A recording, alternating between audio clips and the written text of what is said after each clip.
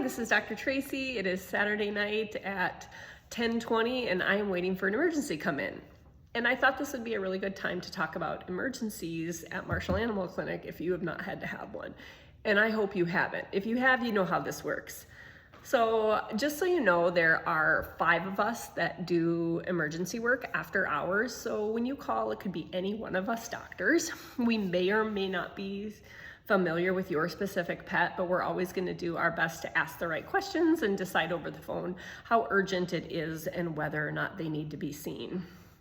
So just know that when you call the Marshall Animal Clinic after hours, 507-537-1537, you're going to get a phone tree. It's either going to say, if this is not an emergency, leave a message, or to talk to the doctor on call, press 2. So we are going to answer our phone unless we are working on another animal. If I am doing a C-section on a dog or a laceration repair, or Dr. Scott is stitching up a horse, we're not going to answer our phone. So none of us are fond of voicemail. In fact, we don't even all have voicemail set up. So you really need to call back, in 10 or 15 minutes if we don't answer the first time. We're not screening our calls. We are just physically not able to answer it because of the other pets we're working on. So please call back.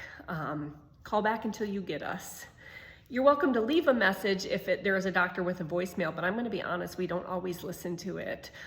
We usually just see a missed call and call you back, but keep calling. Cell phones are not perfect. Our forwarding service is not perfect. Keep calling till you get someone. So secondly, I'd like you to know that we're not actually here in this building. We are closed.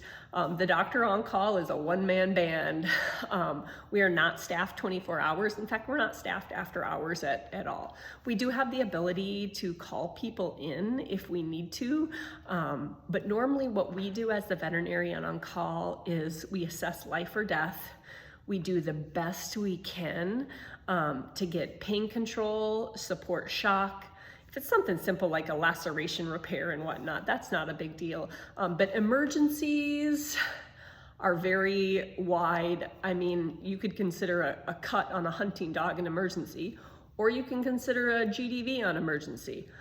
One is life-threatening, one is not. So we decide over the phone together how serious it is, how quick we need to be, and if we have the ability to handle it here. And that's going to take asking questions over the phone. I have had situations where people are frustrated as I'm asking a bunch of questions about their pet because my little doctor brain is trying to figure out what the plan is and if I have the ability to handle this by myself, what tools I'm going to use, if I need to call for advice or if I need to send them to a different clinic.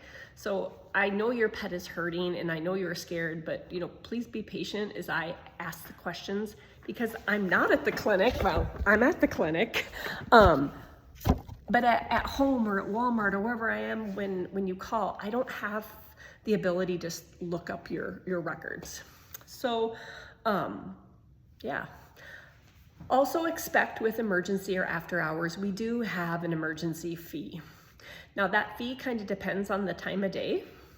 If you are coming in when you get home from work and we're still here and it's 5:30, 6 o'clock, a lot of times that will be an urgent care or a daytime emergency, but it is going to be more if you call during the night. The other thing I'd like to say is about when you call. So we would much rather you call and ask us questions when you're not sure than to wait and not call it and call too late. So for example, I get this a lot.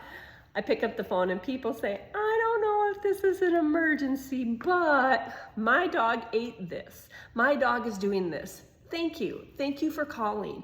We're here for you. We don't want animals to be sick. We don't want to see emergencies, but we don't want anything to die. We don't want anything to be in pain. So we would much rather you call when you're unsure and we talk about it over the phone and make a plan than to have you call too late.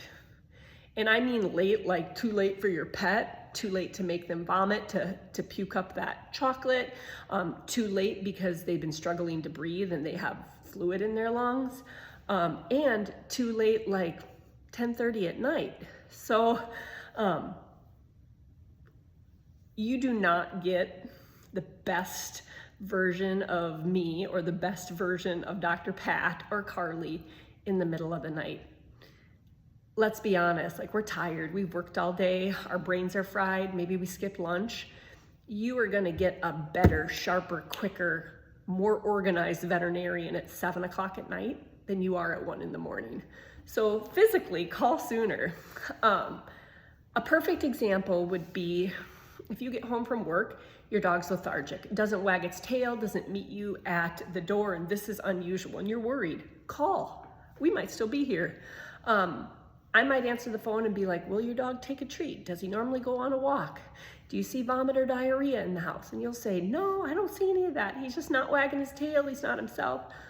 I'm probably going to recommend that you watch your dog. Take him for a walk, offer supper, do your regular things. Check back with me in an hour or two, and we'll decide whether or not he needs to come in. Now, if you call me, you get home from work and you find your dog laying flat, his gums are pale, and I might ask you to actually look at his gums, or he can't stand, he's struggling to breathe, I'm gonna say, get over here right now.